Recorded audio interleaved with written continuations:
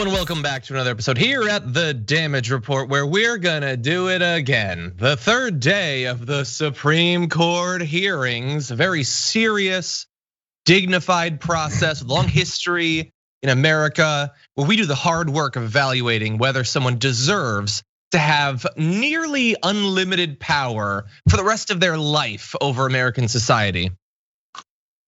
Or at least that's technically what we're supposed to be doing.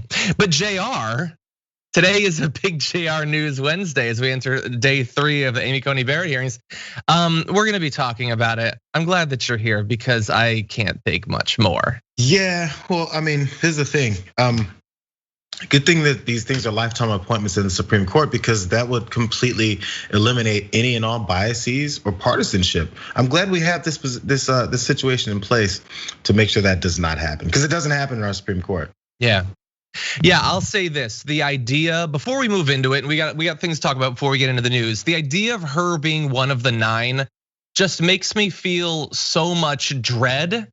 The only thing that makes me feel better is the thought of her being one of the 15. That I think I won't have as big of a problem with. So let's move in that direction. Anyway, so Jayar, very glad that you're here to cover the news and possibly for something as yet unannounced tomorrow night that we haven't decided if we're doing yet. But if we do, maybe Jayar will be involved. Everybody who's already joining us on YouTube or Twitch, thank you so much for being here. Please hit the like button and share the stream so the more people know that we're active and live, they can get involved in the conversation and all of that. And if you send us messages, as so many of you are already doing, wow, we'll be responding to those as we go. I hope that many of you tuned in to the T.Y. Tarantino special last night.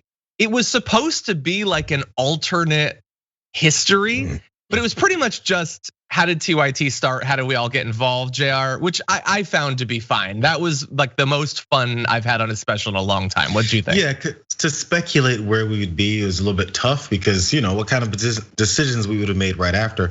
All we could have given was the immediate thing that would have happened, which I think we did a little bit of. But yeah, and I mean, it's more fun to reminisce. And then this would happen. Yeah. Old pictures started getting filed through, and once you see those, you can't help but start talking about what was going on in those moments. Totally. Yeah, exactly. We got to see, so I was on an hour with Anna Kasparian. We got to see some old photos of Anna when she was, I think, 12 and working at the studio. It was great. And I think it's probably up on the Twitch channel or somewhere. I don't know. If you're a member, you probably have access to it. I don't know for sure, but you should definitely watch it if you haven't already. The first hour is rough because Jank, I guess he was broadcasting from like a Russian cell phone from the 1980s. I don't know. It was terrible, but it was still fun. And let's see.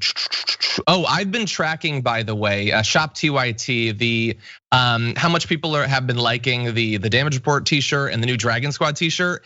And the response has been amazing. If you haven't already seen them, go to Shop TYT. They should be there at the front page. Where you're seeing a photo there. I love that design. It makes me so excited. Carlos did such a good job. It's so aggressive.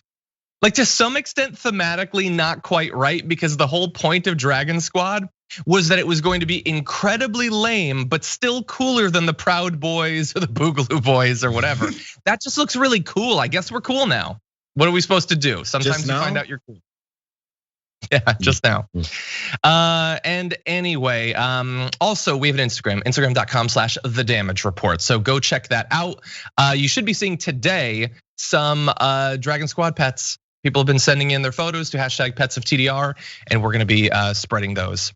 That said, we've got a lot of news to get to, Jayar. So why don't we jump into it? Ready.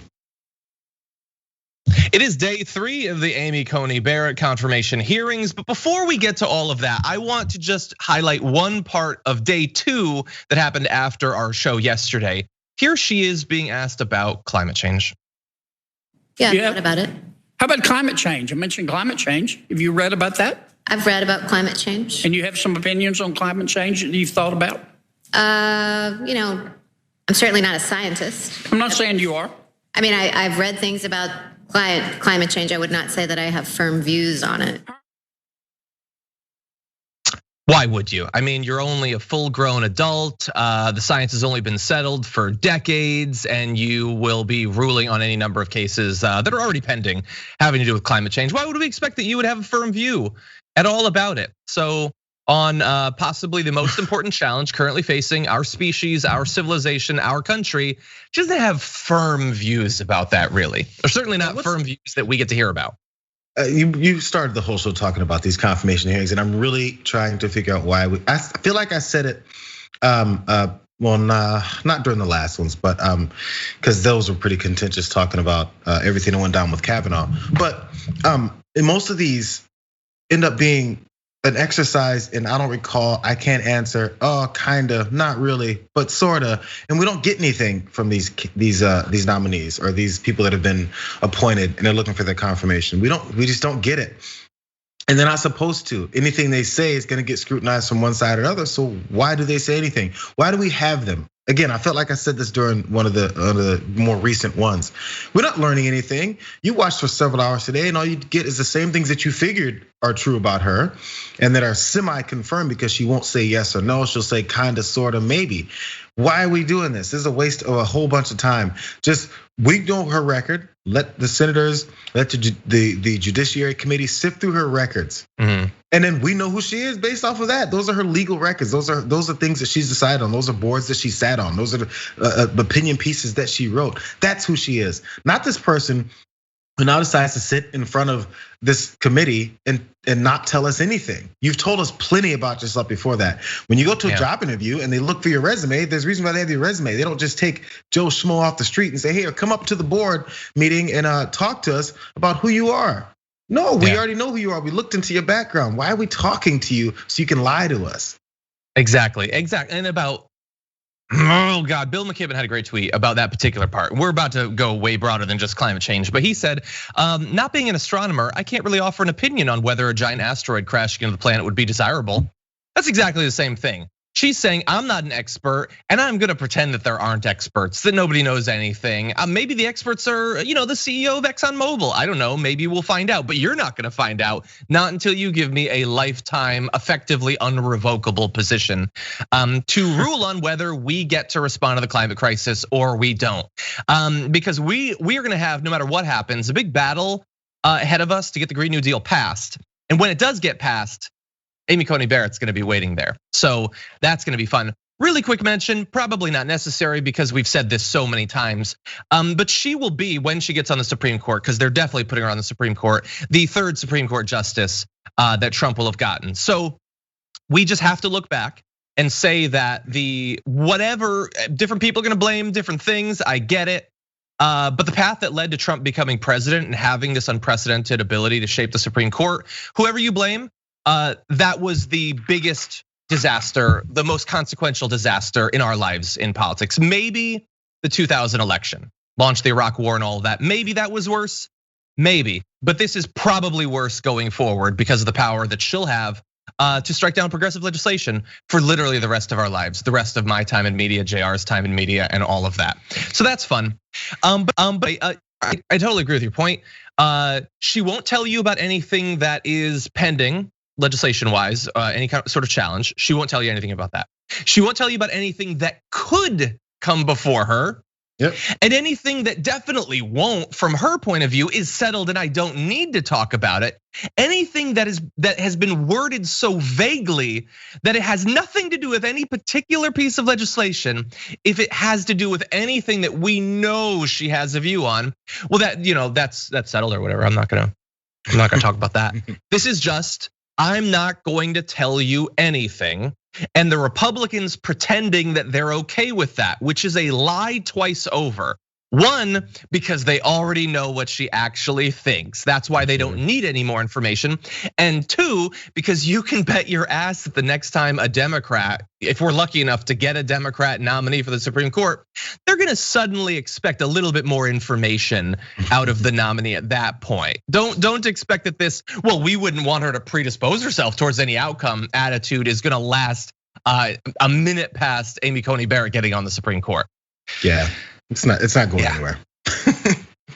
Yeah, so the entire thing feels like a massive sham. It's a farce. It's offensive. The only reason it's worth Any investment is as a reminder to the American people in the literal final weeks of an election 13 million plus people have already voted in, that this is what the Republican Party wants. That's what the Dems need to do. Remind the American people that is literally it. That's it.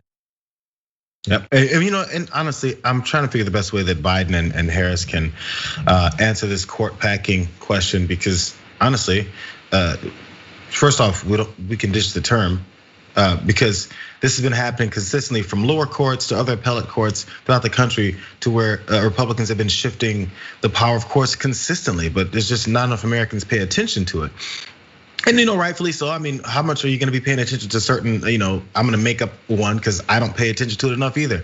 The 13th appellate court in New Hampshire, who knows? I don't know where these things are, what exactly they're ruling on, until it's something that's newsworthy that they're ruling on. But in the meantime, positions and judges get appointed to these positions all the time, and people don't pay attention. This isn't the first time Amy Coney Barrett has done anything.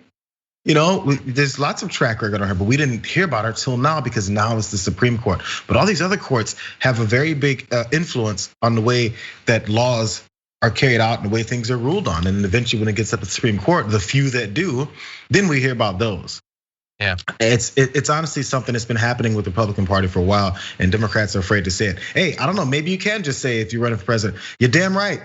We're gonna do something different with these courts, because what more promises do I have to listen to from this party who has absolutely no principles and will say one thing and do the exact opposite without blinking an eye? Why should I be playing this game with them? Why are they controlling me? I'm so sick of the entire conversation about packing the court or expanding, literally any of it.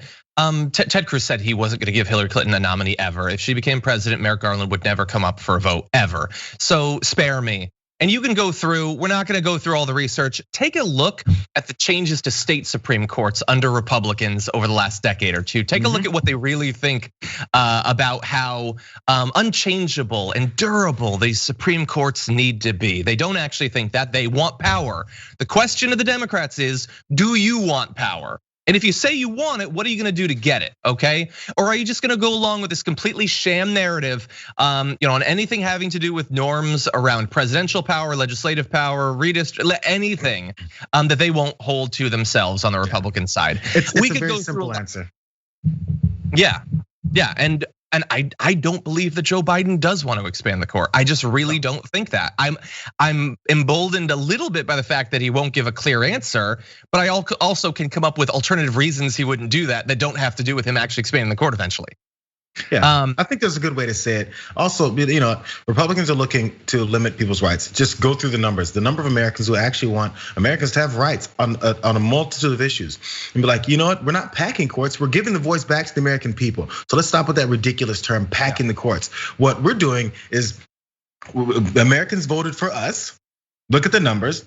And then after the overwhelming number of Americans voted for us, we're gonna finally do something for them because they voted for us. They've entrusted me with their vote. Now I'm gonna do something. Hey, are you mad at me for going with the American people? You can be against the American people, or I can be for them. Which side are you on? There's many ways to say it. Yeah,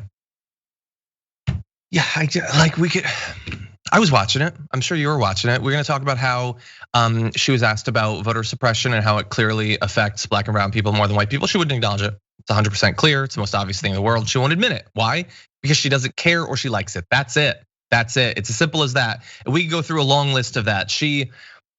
I tweeted, she hasn't said a single thing that I have heard that it even appears to go against one of Donald Trump's interests.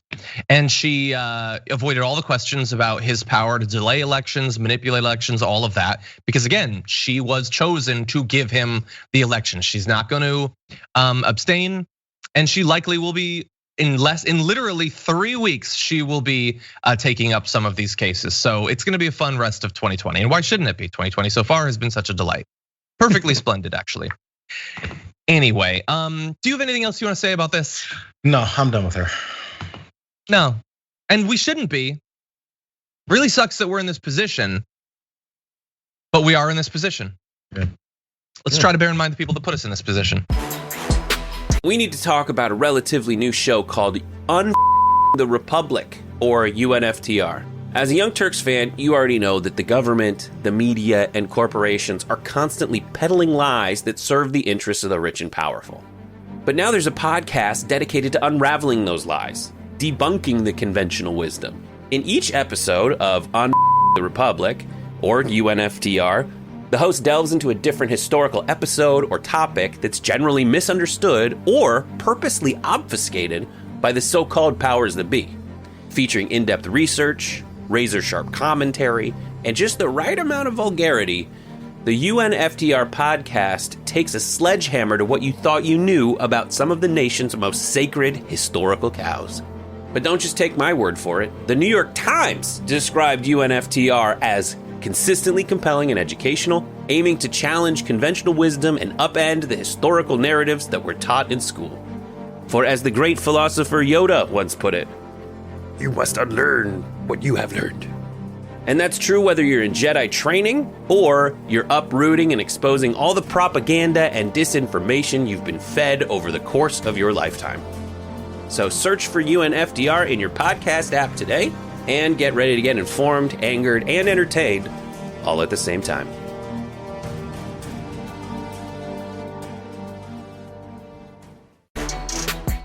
Twitter has begun removing fake Twitter accounts purporting to be black supporters of Donald Trump. It was pretty easy to locate them, it turns out, because let's see, we have more than a dozen accounts using identical language, like the phrase in all caps, "Yes, I'm black and I'm voting for Trump" with 3 exclamation points. So generally, when the same accounts are tweeting the exact same thing at the exact same time, that's usually a pretty good sign that it's not real.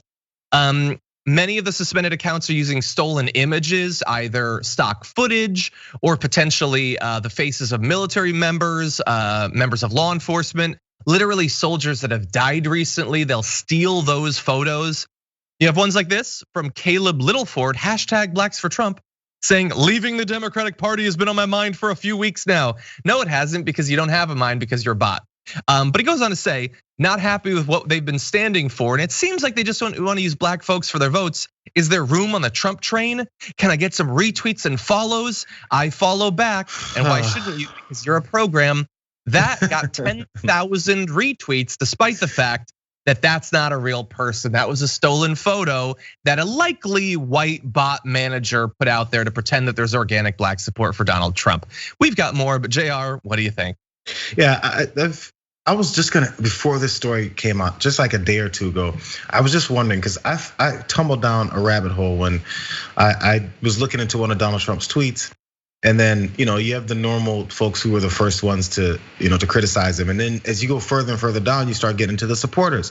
Then you stumble yourself into a side conversation, and then the third side conversation, and the fourth side conversation. Here's all these folks. And I was like, man, the ridiculousness of some of these tweets and the regularity of the things that you can predict that they'll say is just blatant. I was like, who? And then you get some of these, and it's like you said, 10,000 retweets. I was like, there's no way 10,000 people looked at that and said, "Oh, that's a great tweet. It's so original. I hadn't thought of that." And I was like, who watches this stuff? Who looks into it? Who thinks this is real? Who thinks a black person who has any kind of self-respect tweets something that says #BlacksForTrump? Black folks that care about themselves don't call themselves blacks for Trump. It's just it's too generic of a statement that's been put together by someone else who's controlling you, and it's inauthentic. I mean, I'm not saying there's no black people that support Republicans. It's just they don't talk like that. It's a weird thing, and the ones that do publicly talk like that are being paid to talk like that. It's just not the way a normal human being talks when they're saying they're representing who they are. Yeah. There are black individuals that support Donald Trump. There are black individuals who are Republicans even before Donald Trump. There are black grifters who are, whether they organically actually like him or not, are using that to make names for themselves. And in terms of the retweets of things like this, I don't doubt that quite a bit of that was probably real, because there's a lot of Republicans that definitely don't want Donald Trump to do anything, whatever it might be, that would be required to get more black Americans to support him, whatever that policy change would be. They don't want that. And generally, they have no interest in that community whatsoever. But they do like the idea that Trump, being who Trump is, hating who he hates, all of that, would still end up getting some of that support. And so that's why some of these grifters get the spread that they do, because a lot of white Trump supporters who have no love whatsoever for Black Americans still want the idea that it's not just white people that like him. So they'll retweet this, sure. They'll retweet him, and they'll retweet something that Candace Owens said or something like that, and feel like, hey, I'm not that bigoted after all, because I retweeted Caleb Littleford, even though Caleb Littleford is, I don't know, some guy named Glenn. Some white guy, I don't know. They're useful, and when you're useful, that's you get paid to be useful. Or once you can't get enough useful people to jump on board because you need larger numbers, you just make them up. So again, it goes back to the same thing. Whenever political figures or even pundits talk about the inorganic nature of democratic uprisings or these protests and all this stuff, they buzz people in, they pay them. It's exactly the playbook that they go off of, and we've seen it countless times. And no matter how many times you see it, they'll just keep doing it because they actually don't care about the people who are smart enough to identify this. They care about the people who aren't smart enough to identify it, and they go and spot all this. Look at all this support for Trump. Did you know there's people on boats? Oh, forget the polls. There's boats. Like, these are the examples that they're giving. Another example they're giving are Blacks for Trump on Twitter, which isn't a real thing. Well, and I mean, there was that Saturday event at the White House that had a bunch of Black Trump supporters that was there, and Candace Owens was involved in it. And it turned out that they had been paying people to fly in, like covering their travel expenses, which, by the way, I don't have as big of a problem with that as some. You can do that. That doesn't mean that those people don't like Donald Trump.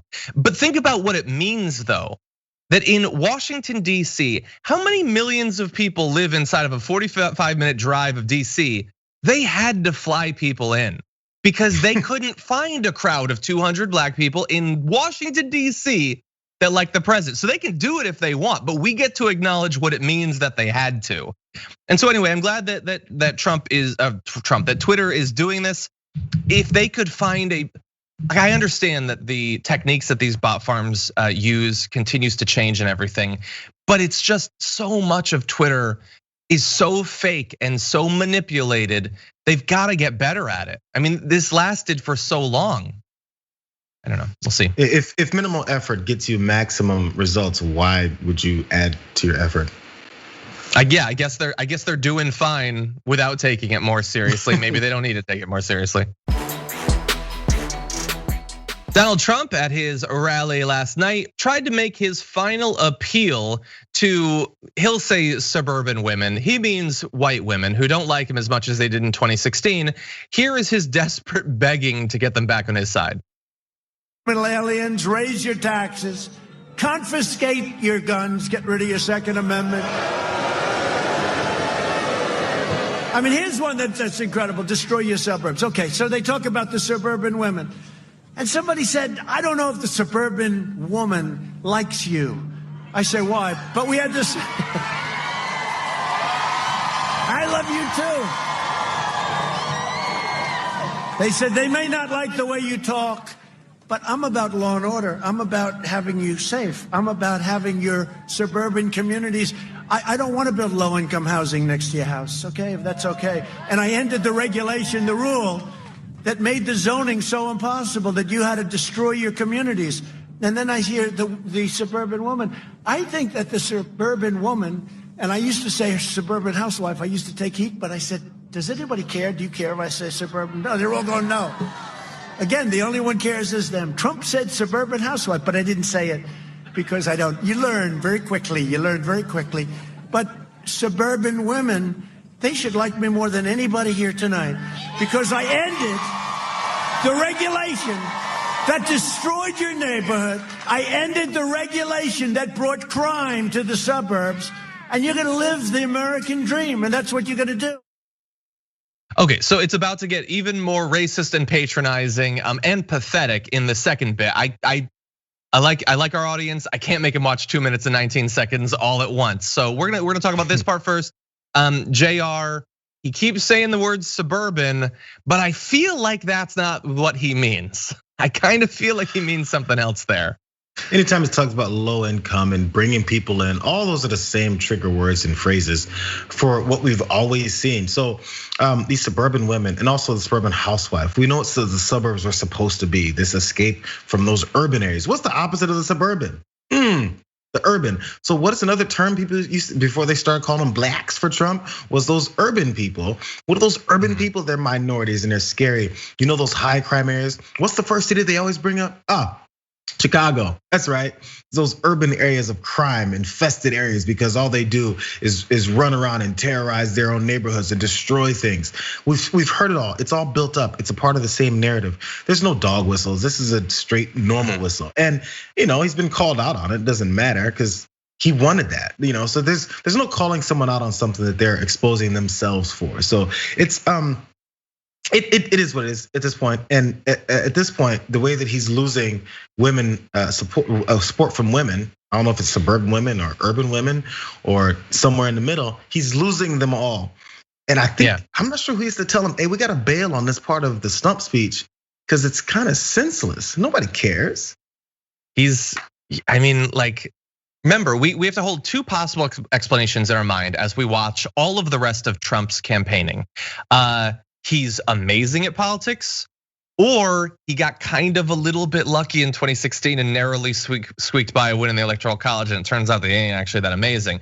Is this a good appeal? We're gonna have more in this segment, not just about women, but about senior citizens as well. Is he a political genius, as many continue to think, or did he just get kind of lucky? No, all that he just said there is insane. Yeah, look. He obviously means white women. That's clearly what he means. The whole thing about ending the regulation and stopping the low income people. First of all, how many people in that crowd before Trump started talking about it thought about that even once in their entire life? Maybe they didn't want low income people or whatever he actually means by that, which is pretty clear. But they weren't thinking about that regulation. They just like that they get what he means, that it's made for them and it's very clear. Also, bear in mind when he keeps talking about how low people without money are gonna ruin your American dream, remember that he's a right-wing populist. He cares about people who've been left behind and economically hurt and have economic anxiety. That's why he's demonizing people without money constantly as his final campaign tactic. Just bear that in mind when hearing about right-wing populism. Doesn't tend to go all that deep. As soon as it intersects with race, suddenly they're going in a different direction, oddly enough. But anyway, we're gonna have the numbers on the women because Jayar, you asked about it. Before we get to that though, let's watch the second part of this where it gets truly grovelly.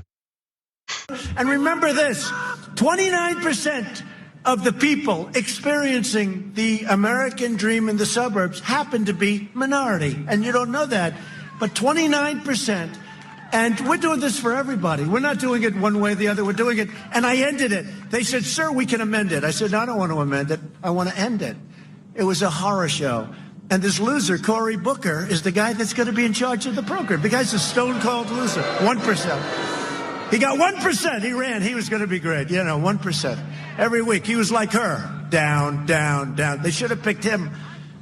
But no, he'll be in charge of your suburban. So can I ask you to do me a favor? Suburban women, will you please like me? Remember? Please. I saved your damn neighborhood, okay? The other thing, I don't have that much time to be that nice. I can do it, but I gotta go. Okay, yeah, that video brought to you by the Grovel Institute. Will you please like me? It's the Jeb Bush, please like. That's all it is. Please clap. Jayar, did you notice? So really fast. So he brought up Cory Booker. Why? Nobody could figure out why he brought up Cory Booker. But that's racist, obviously. But it went a step further because that video that we just showed you was literally to the second a continuation of the last one we showed you. It's 2.5 minutes. When he said he was like her, why did he immediately transition to just a her? He didn't even say who the her is. He's minutes into a rant. It's not about Kamala Harris, but that's who he was talking about there. Why? You know exactly why that's the transition he made. Oh my God. He's like, okay, a couple presidential candidates that I can come up with that were black folks because that's where my brain is. And then he also, he also interrupted himself to point out that he's not being racist by talking about the 29% of black folks that live the American dream in the suburbs. So is this a guilty conscience? Are you making sure that you're going to go ahead and address what everyone knows is happening? And also, he mentioned that American dream of living in the suburbs.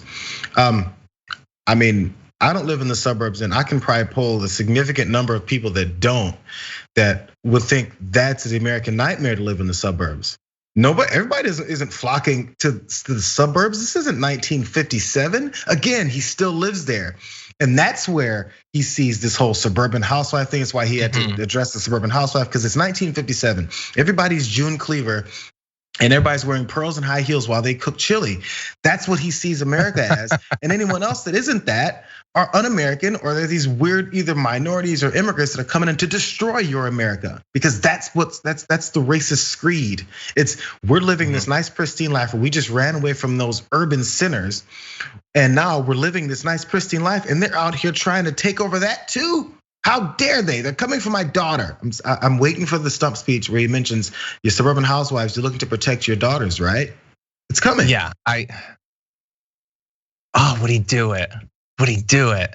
His fans would love it. Tucker Carlson already did it.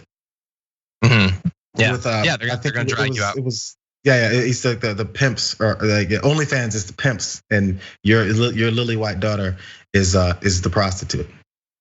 Jesus. How do people? What do people picture pimps as? What gender and what race? When you dress up for Halloween, you're like, I'm gonna be a pimp, and you put on that stupid hat and a purple suit. Who are you emulating? Well, I would say the first two things in order that I picture: one is Cosmo Kramer from Seinfeld dressed as a pimp, because that was a great episode. Two is the guy from Project Veritas. He's a very serious investigative reporter. Don't forget that. Anyway, okay, so Trump is making his appeal to suburban women. Won't you please like me? No, they won't. They hate your guts, and they should. So let's talk about recent polls. An average of the last 5 live interview polls puts Biden up by 25 points among women voters. That includes a 34-point margin in CNN's poll released last week. A 34-point poll. Trump is getting trounced by women. He's as unliked as me in high school. Anyway, no candidate of either party, this is amazing. For some history, no candidate of either party in the polling era has ever led among women voters by more than 24 points in the final pre-election polls. This includes the blowout elections of 1964 and 72, which Lyndon Johnson and Richard Nixon took by more than 20 points respectively. So even in these blowout elections, where they won by more than double digits, they still couldn't rack up a lead among women that Biden, who isn't leading by 20 points, is getting amongst them. Trump is hated by a lot of people, but women love to hate Trump. That much is clear at this point. Please love me. I still don't know why. Maybe I'm waiting for one of these ads to come out. Maybe we should make one. The comparison between Jeb and the please clap and the please love me. This isn't the first time either. Trump is always begging people to like him. Can you guys like me now? That's the basis for his entire existence is, can you like me? Because I'm a horrible person and I need your validation in order to continue on with this charade of a campaign. I'm tired, John. I know. Last bit of context: Clinton won women by 13 points among likely voters and 14 points among registered voters in the final pre-election polls. So Biden is doing almost twice as well in the gap among women rather than Hillary Clinton, and that to me is a demonstration of that people know Trump better than they did in 2016, and Biden doesn't have some of the baggage that Hillary Clinton did. Some of it earned, some of it not, that dragged her down in that way. But really fast, let's transition to another area, because he's got his plea out to women. Please, suburban women, love me. But Trump doesn't just need suburban women. He also could really use some senior citizens, and he's got some interesting last-minute strategies for appealing to them. You might remember that he had that weird green screened White House lawn video where he told them that they're not actually at a greater risk from contracting or dying from COVID, which is, as campaign strategies go, trying to kill them is an odd one. But he's following that up by a little bit of mockery. This is insult to injury. So he tweeted out this photo of Joe Biden. You can see that Joe Biden's head has been photoshopped onto a person in a nursing home with Biden for resident put there. Because the joke is, if you don't get the joke is that he lives at a nursing home, and that's stupid and lame, and people who live at nursing homes suck and are awful. That's basically what the joke is, JR. Do you think this is gonna get some of those old voters over there? Old people that are in need of assistance enough that they live in a nursing home, they're weak, they're stupid, their lives are over. There's nothing to them. This is straight up been said, especially as we see COVID ravage, elderly communities or people that have pre-existing conditions, all those things.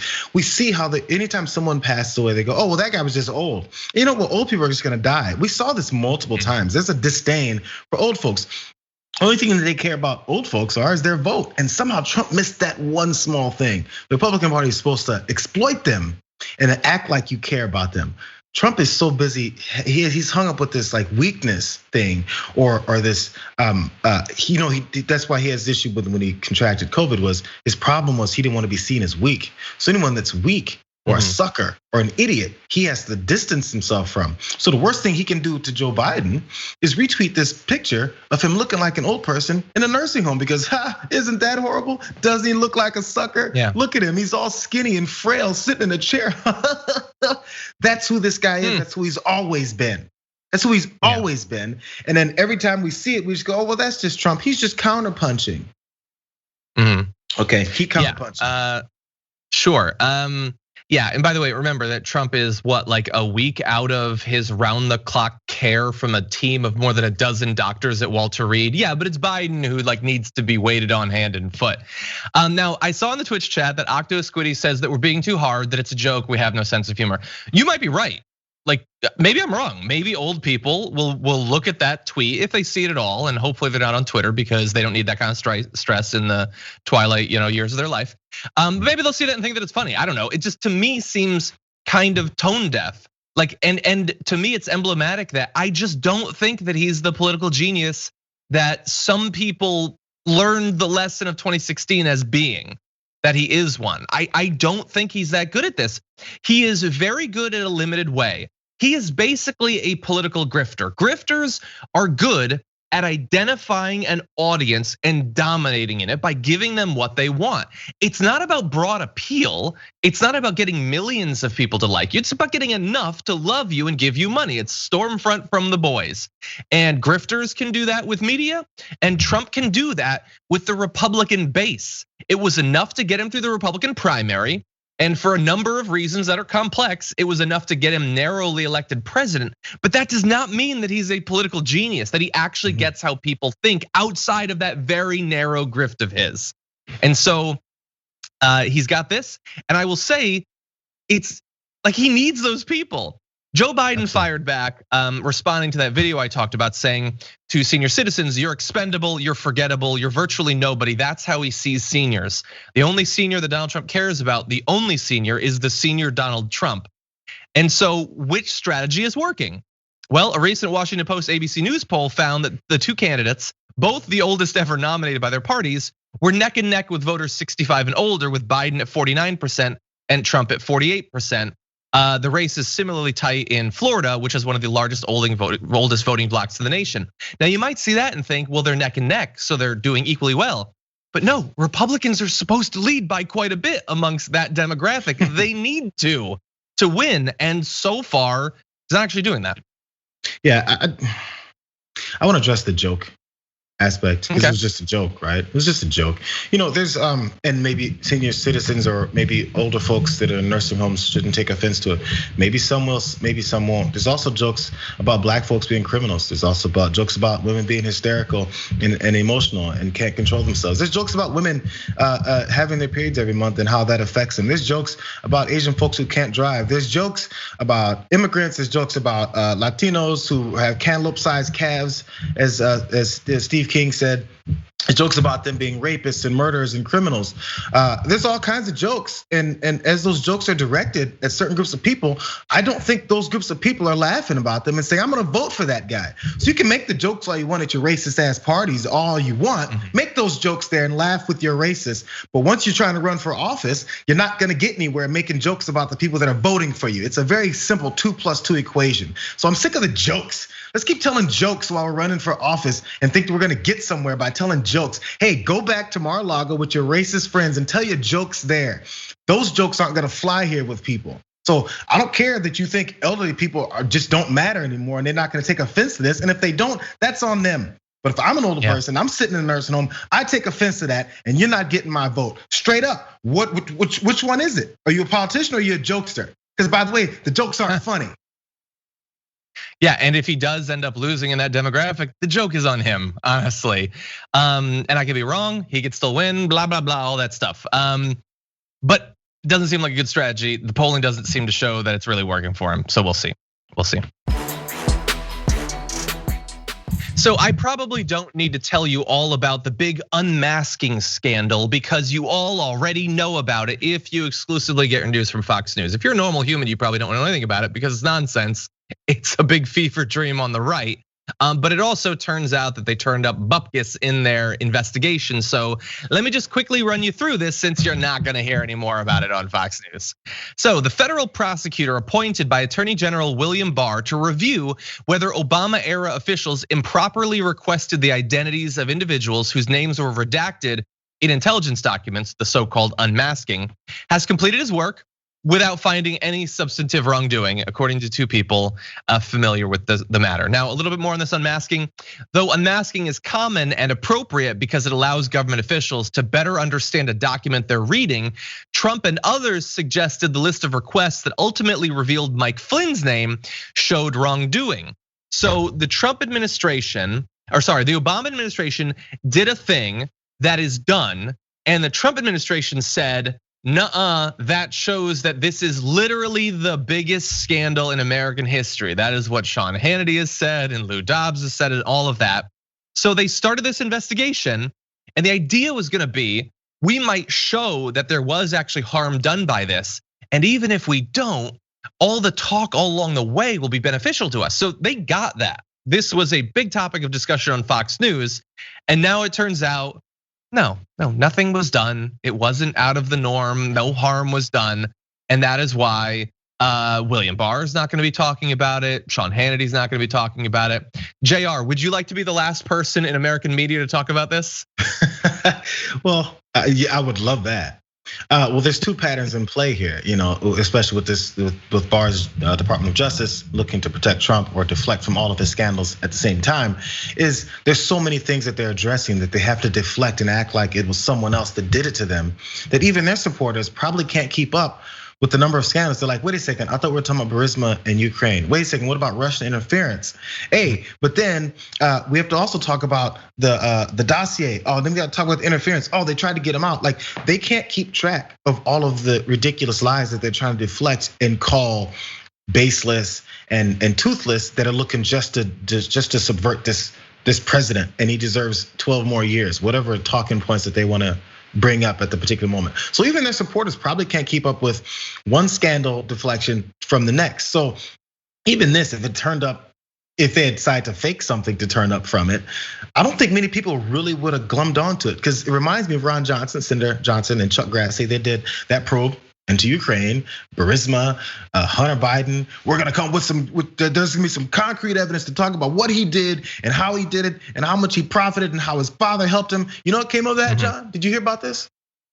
Can I tell you what came of that investigation? What? Nothing, just like this last one. And after they talked all this big game for so long, after nothing came up, there was something that they decided to hide. There was one testimony that came from Ron Johnson's his thing. His witness said that Rick Perry, he was working for under Trump, and he said there was a scheme where they had corruption efforts where he forced this Ukraine company to actually hire someone else that was along with Republican buddies to enrich him. That came of the investigation that Ron Johnson was trying to get something on Hunter Biden for. We didn't hear about that part because they're like, well, as we were trying to come up with bogus information, we actually got some real corruption information from an official that was put in place under this president. Let's not do that part, is what the conclusion was. So now that Barr now has another investigation that's come up with nothing, all he can say now is, well, let me be quiet. There's like multiple, I think CNN even did it, multiple instances where Trump was talking about, this is the biggest news story. No one else needs to talk about anything else. Do you guys understand what the Obama administration did to me? I would love for him to talk about it today. I would love for him to explain in plain language clearly what he thinks the story is, and I guarantee he can't. Which is fine. Look, this has been referred to as the Fox cinematic universe. It's like if I were to reference something in particular that Drax did, and you don't watch those movies, it wouldn't make any sense. That's what this is. Trump's problem is that he's like a nerd like me who doesn't get that not everybody watches these movies. So at the debate, he made references to stories that you would have to be deep into the Fox cinematic universe to know what the reference is. And he doesn't actually understand, just like I can't explain the plot to Thor 2, The Dark World. I can't, I've seen it twice, can't explain the plot. That is Donald Trump. I can make reference to it, I just did, can't explain what it's actually about. Just like they won't be able to explain soon what the new Hunter Biden story is. Rudy Giuliani got a laptop with some emails on it or something. It's nonsense. It's a spinoff. I don't think it's gonna be a great one. Yeah, so this is nonsense. Yeah, and by the way, this is just another thing when the whole deep state thing blew up, and some people who should have known better, actually gave it the time of day. No, it is BS. It is propaganda. That's what it is. We need to understand that. Yeah, so I'm sorry, keeping it in mind, the number of people that actually got something from this, or the 12 to 15 people that took all these investigations and see it as fact. Think of how much money we've wasted on these investigations from the Department of Justice to actually go after that. While we didn't go after real criminals, we still haven't addressed the white supremacy terrorism problem in the country because they're too busy going after these types of things that American taxpayers are paying for. And at the end of it, just kind of fizzles out and we don't talk about it anymore. We're talking about a waste of money. This is one of them. Yeah, massive. Yeah, exactly. So let's talk about how much they spent on the Mueller report. How much was spent on this? I don't know. I honestly really don't care compared to everything else that they spend money on, but it certainly costs money and time. Anyway, okay, so really fast, let's roll into our next story because we got 2 more stories to get to and time is a wasting. So let's roll through to this. Donald Trump has spent 7 months lying to the American people about the coronavirus, not providing any leadership, but doing whatever he can seemingly to do PR for the virus. But there is an election in 3 weeks and he needs to pretend that none of that is true. And so he is going to deceptively, dishonestly, and non-consensually use Dr. Fauci, who is the only person who's worked for Donald Trump this entire time that the people still trust, to pretend that that man supports his reelection. Take a look at this ad. President Trump is recovering from the coronavirus, and so is America. Together, we rose to meet the challenge, protecting our seniors, getting them life-saving drugs in record time, sparing no expense. President Trump tackled the virus head on, as leaders should. I can't imagine that anybody could be doing more. We'll get through this together. We'll live carefully, but not afraid. I'm Donald J. Trump, and I approve this message. Yes, so Trump approves the message. You know who doesn't approve the message? Anthony Fauci, as was made clear here in his appearance on the news. You quickly came out with a statement that noted that that sentence had been taken out of context. You were talking about the whole of government response, not President Trump. And of course, you've never endorsed a presidential candidate in your 5 decades of public service. Should the Trump campaign take this ad down? You know, I think so, Jake. I think it's really unfortunate and really disappointing that they did that. It's so clear that I'm not a political person, and I have never either directly or indirectly endorsed a political candidate. And to take a completely out of context statement and put it in, which is obviously a political campaign ad, I thought was really very disappointing. What would you say if I told you I heard that the Trump campaign was actually preparing to do another ad featuring you? You know, that would be terrible. I mean, that would be outrageous if they do that. In fact, that might actually come back to backfire on them. I hope they don't do that, because that would be kind of playing a game that we don't want to play. So I hope they reconsider that. Okay, so Jayar, I'm gonna have a follow-up for you, but what's your first reaction to Trump using it and then Fauci acknowledging that he had no interest in being in that ad? You know, when you finally see someone hitting the breaking point, people with the utmost patience, you may see them with their kids or something. You're like, man, that guy is so calm. Like he can put up with anything. And it's kind of been the persona that Fauci has been showing us. I mean, maybe behind the scenes he loses his temper. Maybe behind the scenes he goes, hey, stop that. But I think publicly he's finally getting fed up, and he's like, okay, you guys, okay. He knows he's coming out looking great amongst all these things, but there's only so much someone can take when they're personally continually put out there as this shield or barrier between truth and reality. I mean, truth and Trump's lies. So anytime Trump now says, I'm just gonna take a half a sentence from him and toss it in his campaign video, he's like, okay, like you could have come out there and try to clean up your ridiculousness. Sure, that's part of my job. But it's come some point when you stop talking to me and you start using my words without my permission, okay, I've hit the breaking point and the baby's gotta be put in timeout. Yeah, 100%. And I guess my follow-up is, it was subtle, but was that not a threat? Did he not threaten Trump in that? Like that, I don't know if he'd want to do this. Yeah, this is a game he might not want to play and all that. Like, is he saying that if they keep putting him in ads, that he would be in a Biden ad or something? That he would come out more critical and say something critical of Trump? Can you imagine if Fauci is the October surprise? And he comes out with like a full interview. This MFer didn't give a damn. He wants the herd mentality. And let me tell you about how dumb he is, because he's real dumb. Can you imagine? It'll be like the Woodward taste. Maybe he's been recording him somehow, and without selling a book, so there's actually more trust behind it. That'd be nice. One person to finally do that. That conversation where where Fauci had to explain to him why you can't just let millions of people die. I mean, I guess it doesn't matter if it comes out because that's been news for months and months and nobody seems to care. By the way, super fast, a little update. We're in, I don't know, the 30th step of the herd mentality thing. The Trump administration supported some sort of like, all these doctors had signed on to you should do a herd immunity. And it turned out that like dozens of their names were like Joey Bananas and stuff like that. Like it was total BS. But the Trump administration just supported it. Because again, remember, they don't support herd immunity, except they keep supporting herd immunity constantly. But anyway, yeah, so they used him in the ad. He doesn't want to be used in the ad. The Trump campaign has defended its decision to feature Fauci in the ad, saying they are indeed Dr. Fauci's own words. Yes, but taken out of context and not specifically about Donald Trump at all. Donald Trump went a step further, maybe responding to that implicit threat there, saying, actually, Tony's pitching arm is far more accurate than his prognostications. Longest word Trump has ever used. Definitely looked it up before he typed it. No problem, no masks. WHO no longer likes lockdowns. Just came out against. Trump was right. We saved 2 million USA lives.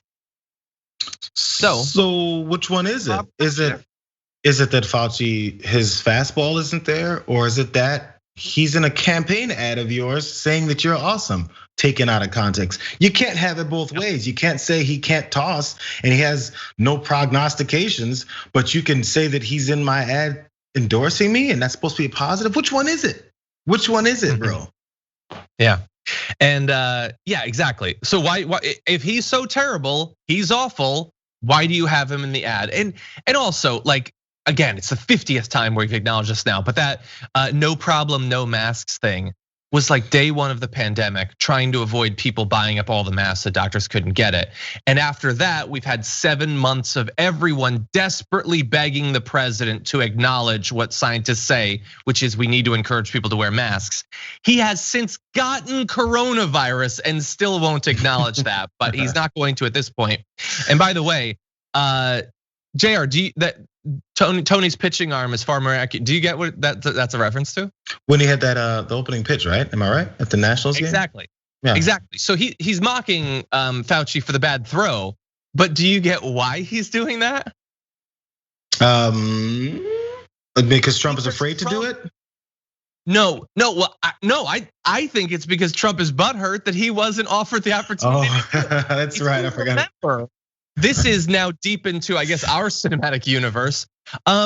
Trump said that he had been asked to do it, And he had to say no because he had an event that he had to do. I'd be doing it, but I have an event. And then on that day, the day that he had said he was gonna do, he couldn't do it because he had the event, he went golfing. So like he is so jealous that Fauci got to, to the extent that he did, throw the first pitch. He's still thinking about it months later. Yeah, and actually, it wasn't the Yankees or something that came out and said, yeah, we said we would do it, but we didn't offer him to do it on this day. Yeah, totally. He made the whole thing up. Yeah, so look, they said that they're going to have him in more ads.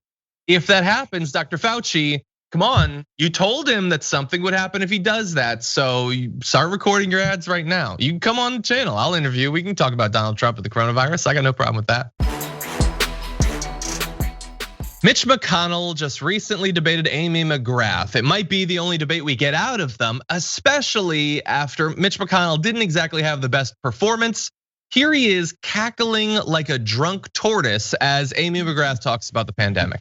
The House passed a bill in May, and the Senate went on vacation. I mean, you just don't do that. You negotiate. Senator, it is a national crisis. Yeah. You knew that the coronavirus wasn't going to end at the end of July. We knew this. I mean, I just think you've got to. And here's the thing: if you want to call yourself a leader, so Bill, if you want to call yourself a leader, you got to get things done. And those of us that served in the Marines, we don't just point fingers at the other side. We get the job done. That face is gonna haunt my dreams. Oh my God. So Jayar, that was Mitch McConnell, one of the most powerful people in the country, that thinks that his lack of leadership during the coronavirus is a very, very funny joke. Okay, again, I'm not sure. It's not gonna stick the same way, but we saw the vice presidential debate last week, whenever that was. I feel like it was a year ago. But we saw how people were gonna analyze every head turn, head nod, head shake, eyebrow raise, nose scratch, ear wiggle that Kamala Harris was gonna have that whole night. And she was aware of it. And that's why many of us were upset at her not firing the way that we know that she can at Mike Pence, because she knew the way people would take it. And they took it that, by the way, some people did take it that way anyway, even though she sat there the whole time and went. That was the problem they had with her. Mitch McConnell can laugh about ignoring relief bills for people that have suffered greatly during the pandemic that the president ignored and downplayed and largely facilitated. He can laugh about it and not be concerned that the whole cycle of the next news day is Mitch McConnell, who's holding up COVID relief bills, is laughing about it to your face. He's laughing when someone is holding his feet to the fire for the first time because he avoids talking to real people. He goes to the Senate floor and lies. Then he goes and consults with Donald Trump to coordinate their lies. Then he finally has a chance to address his issues, and he laughs at you. Do you want someone who's laughing at you? Imagine if someone who was in charge of the country screwed it up this badly and laughed at you, and they were Democrat. Destruction. It'd be 24/7 news cycle about how they laughed at you after your father, your mother, your brother, your sister, your niece, your nephew, someone in your life, your best friend died of this. And then now, because maybe one of those people died, or you're suffering because you don't have a job, or you're suffering because your kid is now working remotely in school and you have to back off on your job, which is a big problem with many people in this country as well, he's laughing at you. As your kid is at the computer desk and trying to work on Zoom and their head hits the table and start crying, Mitch McConnell's laughing at you. Hey, you know that cough that you got that could be a natural, normal cough, and then you're suddenly panicked like, oh my God, who did I see? Did my mask drop down that one time at the grocery store? Oh, there was that one guy who walked right close next to me. I'm panicked, I gotta go get a test. Mitch McConnell's laughing at you. Yeah. It's a straightforward, simple thing. And this isn't like any kind of political hyperbole. It's exactly what's happening. He's laughing at his inaction on helping people who are panicked and people who have lost others and that their lives will never be the same again. Is his life upside down? Did his wife die? He has grown adult kids now. Is anyone in his life having to struggle through this whole thing? No, they're not. And he's laughing at you because you are. You're 100% right. Jayar, you should definitely make commercials. Yeah, just play the beginning of that, say he's laughing at the pandemic, and then just start reading statistics, and then play him laughing again, and then show some families that are struggling to make ends meet, and then play him laughing. You're 100% right. Quick note, really hope that Amy McGrath beats him. don't think it's gonna happen for a couple of different reasons. One, the polling. Take a look at this. That's just some of the recent polls. He's winning by 5 to 12 points, 15. He's doing very well. And look, he looked bad in that part, and she's sort of saying the right thing, but she's not bringing it strong. Like, and if you look at her ads, she has one of the sort of messages of her campaign for some time now has been that the reason Mitch McConnell is bad is that he's not doing enough to give Trump what he needs or what he wants, that he's sort of an obstruction on the path to Trump. She said that early on. They had these like animated ads where Mitch McConnell is like an obstacle to Trump getting. It's like it's maddening. Like it's a parody of the Democrats just trying to appeal to Republicans rather than those on the left thing. Like this is stronger than I've ever seen before. Hope that she wins. Don't think it's gonna happen, and we could have had a much better candidate in that race. But anyway, yeah, the polls don't look good. He's still the bad guy because he could have passed, more stimulus 6 months ago. He doesn't want to because he doesn't care. He doesn't care if people lose their jobs. Doesn't care if they lose their homes, get evicted, doesn't care if they live or die. He's like a lot of Republicans in that way, but he's the most powerful and thus the most culpable.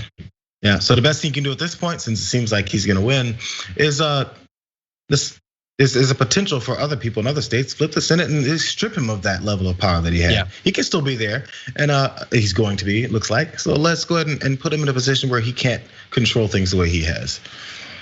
I agree. That would be one of the best things that can happen. There are a lot. Lindsey Graham losing, oh, that'd be great. Susan Collins losing would be wonderful. But him not being the majority leader would be amazing and so necessary. Absolutely. Anyway, Jayar, thank you for joining us for a big News Wednesday. Appreciate it as always. I'm gonna go order my Dragon Squad shirt immediately. Nice. And by order, I mean I'm gonna go ask the folks at Shop 2IT to send me one. Exactly, they should. Okay, I'll talk to you soon. Have a good one. For sure. See you guys. All eyes are on Texas in this election, not only because hypothetically, if Texas were to go for Joe Biden, that's pretty much it for the election, at least electorally, and also because I lived in Texas for a number of years, but I can't visit there right now. So you know what we did? We found someone who's been doing some amazing reporting, actually in Texas on the ground. The Guardian's US Southern Bureau Chief, Oliver Laughland, welcome to the Damage Report. Hi, thanks so much for having me. Very glad to have you here. You have a video of you interviewing both some candidates in Texas as well as regular voters. There's a lot that I want to get into. What did you find most surprising as you investigated what direction Texas is going in? Well, I think the thing that I found most surprising was there is a very real and palpable feeling amongst Democrats that this state is in play. We can talk about record voter registration that's been happening in Texas. And also, obviously, as we all know, the sort of rapidly changing demographics of the state. So the fact that Hispanic Americans are going to be the majority in Texas by 2022 is having a seismic impact on the way in which presidential and congressional politics and political campaigning, I think, is working in the state at the moment. Well, so you mentioned their voter registration. I had seen, I haven't confirmed independently, but that Travis County in particular, something like 97% of the eligible voters has registered to vote, which seems even pretty hard to believe. But are you seeing evidence in your research that this is fundamentally different than in past elections? Because Democrats have been saying Texas is on the cusp of turning for some time now. So what seems different this time? I mean, I think that's certainly true. So my reporting was based in 2 locations. I think probably the most relevant one to talk about is 24th Congressional District, which has been a stronghold for the Republican Party for just under 2 decades. And the incumbent Congressman Kenny Marchant has sort of retired, and it's now 2 first-time congressional candidates going at each other, who I think almost sort of emblematic of the changes and the stasis that's happening on both sides of politics at the moment. So Candace Valenzuela, who is running for the Democratic Party there, is running to become the first Afro-Latina elected to Congress. She is a progressive Democratic candidate who used to serve on her local school board. And I think in many ways kind of embraces and is representative of the changes that are going on in that district. This is a suburban district And like I said, she's been there for a long time and is really sort of building what I would say is a grassroots coalition of progressives from all different walks of life. She's running against a woman called Beth Van Dine, who you may remember from 2015 courted a lot of national controversy after she suggested that a newly constructed Islamic tribunal in the city of Irvine, of which she was the mayor of, could lead to Sharia law in the city. And so to me, she was a pretty strong embodiment of Trumpist republicanism. And these two people are facing off against each other in a sort of rapidly changing suburban district that could very well, for the first time, go Democratic. So how many years into Sharia law in that district are we at now? 0. I mean, unfortunately, one of the things that we came into contact with was Van Dine not wanting to talk to us. And so we reached out to obviously both sides of the aisle because we want to be, representative of both sides of political views there. Candace, who is campaigning from home, so she has an immunocompromised younger son, and she lives with an elderly mother-in-law, is doing her entire campaign from home. So they're not door knocking, she's not going out, she's doing everything on Zoom and that sort of thing. Beth is out and about door knocking and has been since we were there. We were there a short while ago now. And unfortunately, her campaign initially told us that there were no in-person events for us to attend. I could see that she was out campaigning and door knocking, and we were a bit concerned that wasn't necessarily truthful. She then took to Twitter and decided to call me a liberal hack, which again is pretty indicative of the times we're living in, I think. Yeah, geez. Well, you're really fitting a lot of what the Republican Party is in just a little bit of reporting. Okay, so you've said a little bit about the changing demographics in terms of just who lives in Texas. There were some people talking in the video that you put up of that they've seen that there's a lot of immigrants coming in and living there. I'm interested. I don't know if you saw this. There was some sort of write-up in the past few days talking about how the GOP efforts over the past decade or two to really make Texas as business friendly as possible might have led to a lot of companies, including tech companies, coming in that then draw liberals into the state. Did you see, I know you were only in 2 locations, but did you see any evidence that immigration inside of the US was bringing liberals to Texas and that might have an effect? It's certainly a Republican talking point, and a lot of the Republicans who did want to speak to us, so we spent some time with the Tarrant County GOP, were kind of talking about that.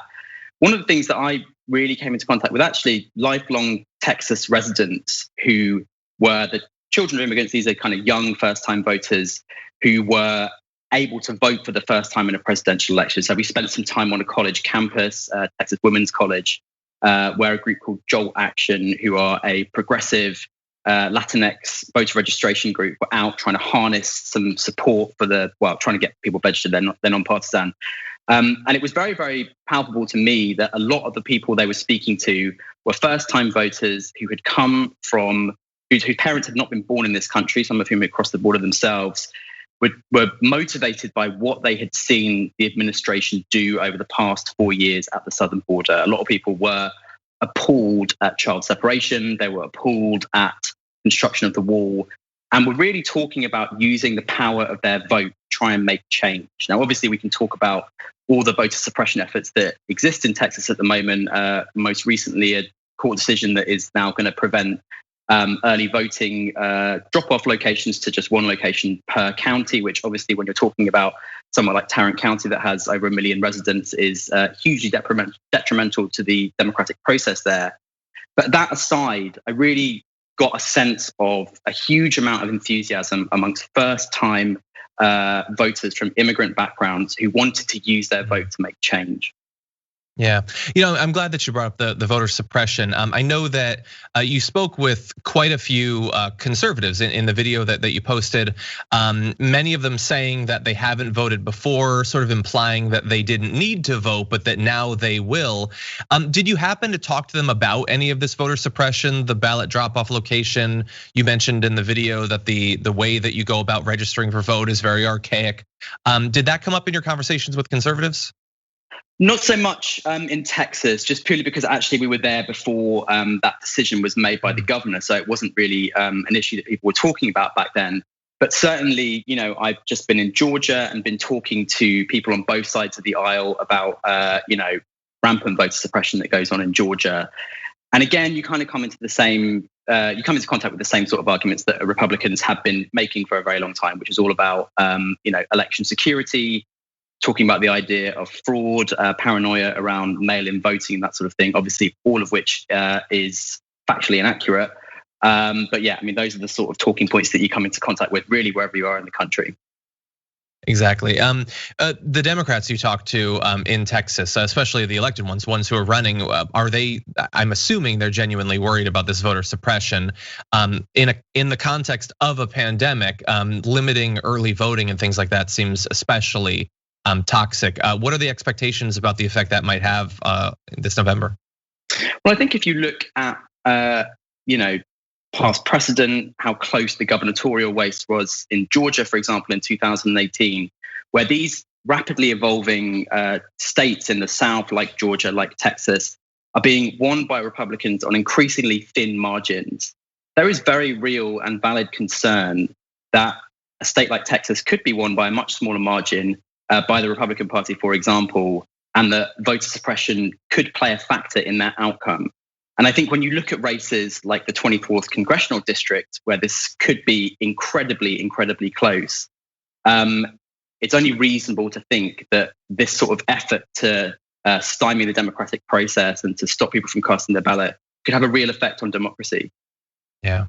I know we were speaking before the interview that you have follow-up reporting that's going to be coming out soon. Can you give us a little bit of a preview of what we can expect? Sure. So the series that I'm doing is a series called Anywhere But Washington, which is the Guardian's kind of multimedia series looking at the election from all different parts of the country. So our first episode was in Florida. The second episode that you mentioned is in Texas. We have an episode that's coming out this week, which will be out, I'm sure, by the time this airs, in Georgia.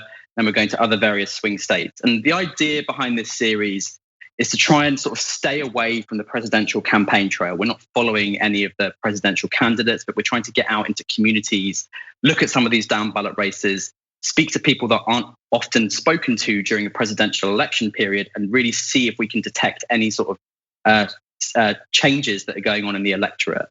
And so in Georgia, as I mentioned, we've been doing some stuff with a few down ballot candidates. We spoke to a woman called Ebony Carter, who is a 25-year-old first-time candidate who is running in Georgia's 110th state legislature district. And she was a really interesting, as I mentioned, first-time candidate who's out there. Her campaign manager is her mum. She goes out canvassing with her 1.5-year-old daughter and is running in a seat that Democrats haven't even contested since 2012.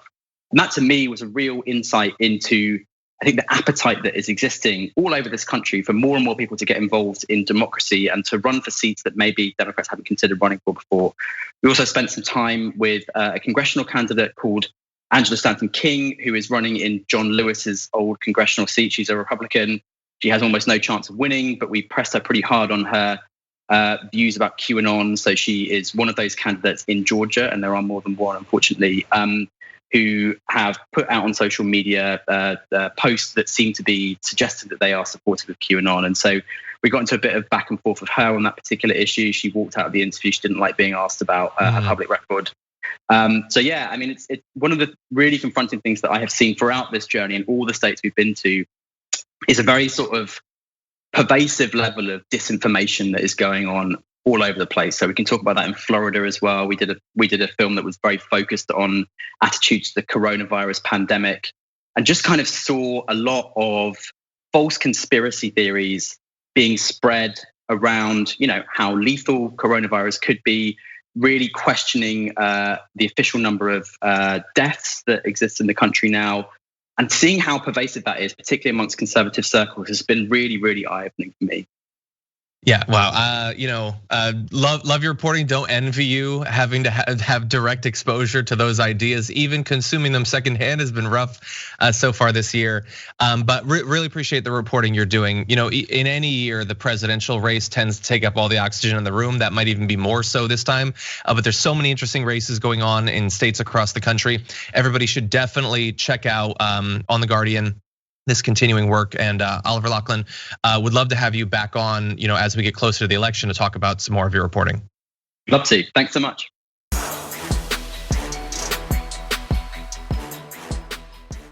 Thanks for listening to the full episode of The Damage Report. Support our work, listen ad-free, access members-only bonus content, and more by subscribing to Apple Podcasts at apple.co/TYT. I'm your host, John Adarola. I'll see you soon.